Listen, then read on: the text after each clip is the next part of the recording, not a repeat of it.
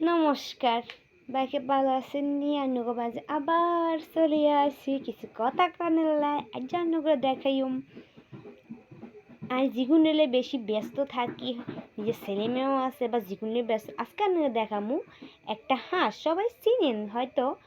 দাঁড়ান, এই হাঁসটা সবাই এই দেখেন, এটাকে চিনেন? এটা আমার চীনা হাঁস। দেখছো কি করে? দুষ্টু, অনেক দুষ্টু হয়ে গেছে।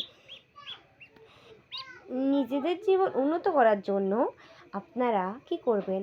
হাঁস, মুরগি, ছাগল যা যা আছে সবগুলা পালবেন নিজেকে স্বাবলম্বী করার জন্য। এসব প্রযোজ্য। তো আমি নিজেকে স্বাবলম্বী করার জন্য আমি একটা পদ্ধতি নিলাম।